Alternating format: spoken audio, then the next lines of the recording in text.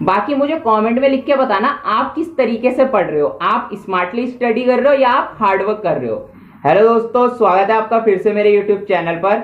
जितने भी स्टूडेंट्स का आरआरसी ग्रुप डी का एग्जाम है उन सभी के लिए आज मैं जनरल साइंस की एक बहुत ही बढ़िया स्ट्रेटेजी लेकर आया हूं। और अगर आप इस स्ट्रेटेजी को फॉलो करोगे तो आप कम से कम पढ़ाई कर भी जनरल साइंस में ज्यादा से ज्यादा मार्क्स लेकर आ सकते हो। वीडियो स्टार्ट करने से पहले मैं आपको बता देता हूं कि मैथ के लिए और करंट अफेयर और जीके के लिए मैं स्ट्रेटेजी वीडियो पहले ही बना चुका हूं।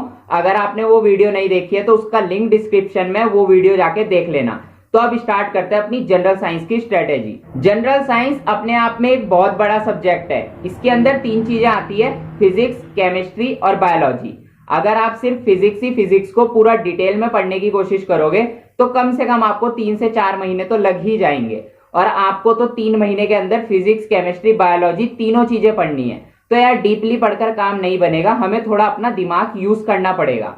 अगर आप सिर्फ थ्योरी पढ़ोगे डिटेल में तभी भी काम नहीं बनेगा, और अगर आप सिर्फ ऑब्जेक्टिव क्वेश्चन रटने की कोशिश करोगे तभी भी काम नहीं बनेगा। हमें थ्योरी भी पढ़नी है और ऑब्जेक्टिव क्वेश्चन भी लगाने हैं, लेकिन थोड़ा दिमाग से। थ्योरी सिर्फ उन चैप्टर्स की पढ़नी है जो इंपॉर्टेंट है, जहां से हमें डीपली पढ़ने की जरूरत है। और जो क्वेश्चन इंपॉर्टेंट नहीं है, जहां डीपली पढ़ने की जरूरत नहीं है, उसके सिर्फ प्रीवियस ईयर रट लेने हैं। आपने 2 घंटे डेली पढ़ाई करनी है अगले 3 महीने तक, तभी आपकी जनरल साइंस बहुत ही बढ़िया तरीके से तैयार हो पाएगी।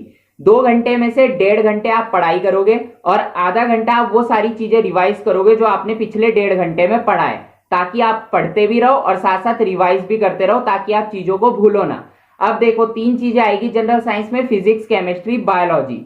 फिजिक्स और केमिस्ट्री थोड़ी कम पूछी जाती है, सबसे ज्यादा पूछी जाती है बायोलॉजी। बायोलॉजी के बाद जो ज्यादा पूछी जाती है वो है फिजिक्स, और सबसे कम पूछी जाती है केमिस्ट्री। तो हमने सबसे ज्यादा जो अपना ध्यान रखना है पहले, वो बायोलॉजी में रखना है और फिजिक्स में रखना है, और अगर टाइम बचता है तो फिर हम केमिस्ट्री भी देख लेंगे। सबसे पहले बायोलॉजी की बात कर लेते हैं। बायोलॉजी आपके ग्रुप डी एग्जाम में कम से कम 10 से 12 मार्क्स की पूछी जाएगी। बायोलॉजी में आपके ये सारे चैप्टर्स पूछे जाएंगे, और अगर इन सारे चैप्टर्स को आप डिटेल में पढ़ने की कोशिश करोगे तो कम से कम आपको 4 से 5 महीने लगेंगे, और उसमें भी आपको बहुत सारी चीजें समझ नहीं आएगी अगर आप आर्ट्स या फिर कॉमर्स बैकग्राउंड से हो। तो डिटेल में पढ़ने की जरूरत नहीं है। चैप्टर्स तो इतने सारे हैं, लेकिन मैं बता देता हूं आपने थ्योरी किन किन चैप्टर्स की पढ़नी है। सबसे पहले आपने थ्योरी पढ़नी है आपके विटामिन्स की। विटामिन्स बहुत ज्यादा पूछे जाते हैं कि कौन सा विटामिन किस सब्जी से मिलता है और कौन से विटामिन की कमी से कौन सी बीमारी होती है। इस चीज को बिल्कुल डिटेल में पढ़ लेना। यहां से क्वेश्चन हर साल आता है, पिछली बार भी आया था ग्रुप डी में, एनटीपीसी में भी क्वेश्चन आ रहा था, और इस बार भी ग्रुप डी में पूछा जाएगा। विटामिन डिटेल में पढ़ना। सेकंड चीज जूलॉजी डिटेल में पढ़ना। जूलॉजी का मतलब होता है कि जो एनिमल्स के बारे में, और हम भी एक एनिमल्स ही हैं, हमारे अंदर का जितना भी फंक्शन होता है पूरा बॉडी का डिटेल में पढ़ लेना। लीवर के बारे में पढ़ लेना, रेस्पिरेटरी सिस्टम के बारे में पढ़ लेना, डाइजेशन के बारे में पढ़ लेना।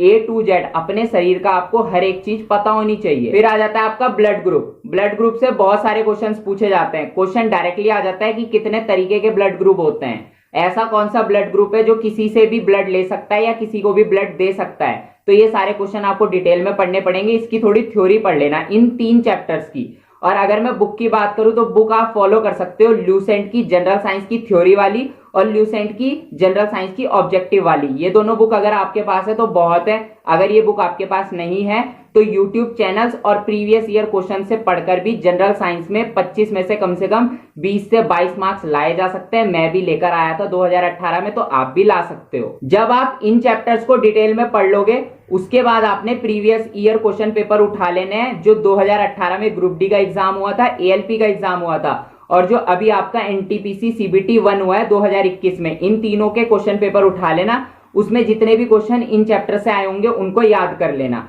अगर आपको प्रीवियस ईयर क्वेश्चन पेपर नहीं मिलते हैं तो जरूरत नहीं है कि आप प्रीवियस ईयर ही करो। आप एक काम करना, ल्यूसेंट की ऑब्जेक्टिव वाली बुक उठा लेना। उसमें जो क्वेश्चंस हैं वही सारे क्वेश्चन पढ़ लेना। इन चैप्टर्स के काम बन जाएगा, क्योंकि वही क्वेश्चन पेपर में आते हैं। तो अगर आप वो भी पढ़ोगे तो काम आपका बन जाएगा। फिर बात आती है बाकी चैप्टर्स, जो आपके बहुत सारे चैप्टर्स बाकी बच गए, उनमें क्या करें। उनके आप सिर्फ प्रीवियस ईयर पढ़ लेना। 2018 में रेलवे ग्रुप डी का जो एग्जाम हुआ था उनके प्रीवियस ईयर पढ़ लेना, बस वहीं से क्वेश्चन आएगा। इससे ज्यादा जरूरत नहीं है, क्योंकि ये जो 3 चीजें मैंने आपको बताई, ब्लड ग्रुप, विटामिन और जूलॉजी, अगर 12 से 13 मार्क्स की बायोलॉजी है तो कम से कम 6 से 7 मार्क्स यहीं से आ जाएंगे और बाकी 3-4 मार्क्स आप निकाल ही लोगे अगर प्रीवियस ईयर कर लेते हो। फिर बात करते हैं फिजिक्स की। तो यार फिजिक्स भी आप लोगों को बहुत ज्यादा परेशान कर सकती है और अगर आप आर्ट्स या कॉमर्स बैकग्राउंड से हो फिर तो फिजिक्स आपको बहुत ज्यादा परेशान करेगी, क्योंकि फिजिक्स में बहुत अजीब अजीब सी टर्म्स होती हैं जो जनरली ज्यादा जल्दी याद नहीं हो पाती है। तो फिजिक्स में आपके ये सारे चैप्टर्स पूछे जाएंगे, लेकिन इतने सारे चैप्टर्स देखकर डरना मत, क्योंकि ये सारे डिटेल में पढ़ने की जरूरत नहीं है। कुछ डिटेल्स में पढ़ने पड़ेंगे, वो मैं बताता हूं।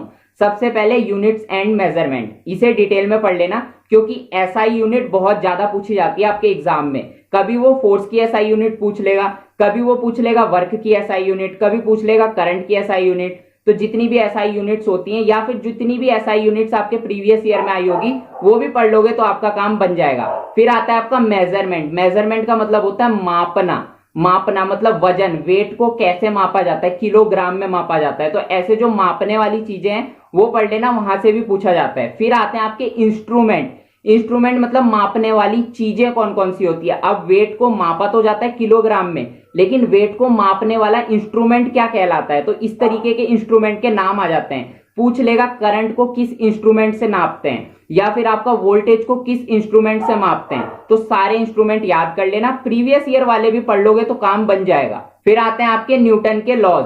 न्यूटन के लॉज पढ़ लेना, यहां से डायरेक्टली क्वेश्चन आता है। कई बार तो वो डायरेक्टली न्यूटन का लॉ पूछ लेगा, कई बार वो फॉर्मूला पूछ लेगा, कई बार वो एप्लीकेशन भी पूछ लेता है। एप्लीकेशन मतलब कि अगर हम किसी कार में बैठकर जा रहे हैं कहीं पे और कार एकदम से झटके से रुक जाती है तो हम आगे की तरफ क्यों गिरते हैं, क्या इसका रीजन होता है। इस तरीके के जो एप्लीकेशन बेस्ड क्वेश्चन है वो बहुत ज्यादा आते हैं, तो इसको डिटेल में पढ़ना, यहां से आएगा। फिर आता है आपका ग्रेविटेशन। ग्रेविटेशन के बारे में पढ़ लेना और बाकी थोड़ा वर्क, एनर्जी और पावर के बारे में पढ़ लेना, थोड़ा थोड़ा, ज्यादा नहीं कि एनर्जी क्या होती है, वर्क क्या होता है, इसको कैसे मापा जाता है, इसकी एसआई यूनिट क्या है, ये सारी चीजें पढ़ लेना। इंस्ट्रूमेंट देख लेना इनके, यहां से इतना काम बन जाएगा। फिर इन्हीं चैप्टर्स के प्रीवियस ईयर कर लेना जो 2018 में आए हों, और अगर प्रीवियस ईयर ढूंढने में दिक्कत हो रही है, नहीं मिल पा रहे हैं, तो लूसेंट की ऑब्जेक्टिव बुक से ही इसके बारे में पढ़ लेना, इनके क्वेश्चन याद कर लेना, आपका काम बन जाने वाला है। और जो बाकी के चैप्टर्स बचे ना, उसके लिए तो सिर्फ और सिर्फ 2018 वाले ग्रुप डी के प्रीवियस ईयर कर लेना,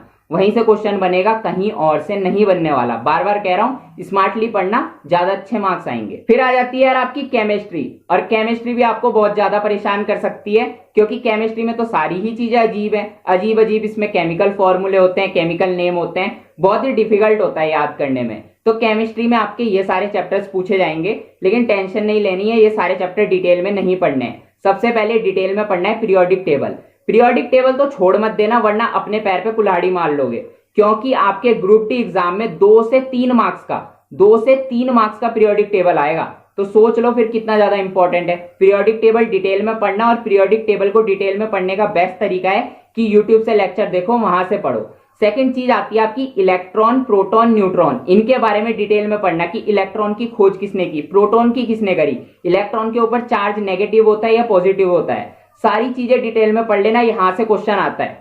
फिर आता है आपका metals and non metals. Metals and non metals का मतलब है धातु और अधातु, इनकी प्रॉपर्टीज पढ़ लेना, इनकी रिएक्टिविटी सीरीज देख लेना, वहां से क्वेश्चन आता है।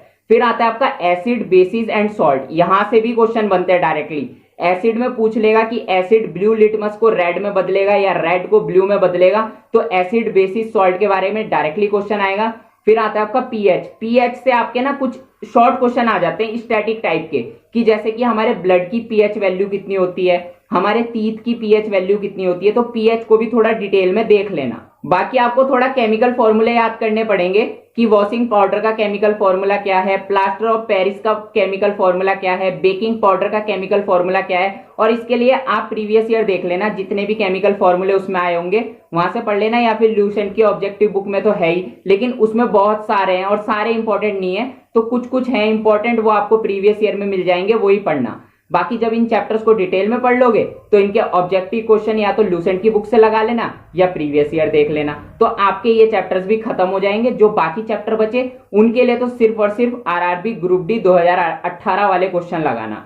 मेरी बात ध्यान से सुनो, जो चैप्टर्स मैंने बताए ना जिन्हें डिटेल में पढ़ना है, उसमें एक तो उन्हें डिटेल में थ्योरी पढ़नी है, सेकंड चीज, उसमें जो प्रीवियस ईयर लगेंगे सिर्फ उन चैप्टर्स के, वो 2018 के ग्रुप डी के भी लगेंगे, एएलपी के भी लगेंगे, प्लस एनटीपीसी सीबीटी 1 के भी लगेंगे। लेकिन जो बाकी चैप्टर्स बचे उसमें प्रीवियस ईयर सिर्फ और सिर्फ ग्रुप डी वाले लगेंगे। तो इस तरीके से स्मार्ट स्टडी करनी है और स्मार्टली स्टडी करोगे तो मार्क्स आएंगे, मार्क्स आने से कोई रोक नहीं सकता। बाकी मुझे कमेंट में लिख के बताना आप किस तरीके से पढ़ रहे हो, आप स्मार्टली स्टडी कर रहे हो या आप हार्डवर्क कर रहे हो। तो मिलते हैं अपनी नेक्स्ट वीडियो में, तब तक के लिए गुड बाय।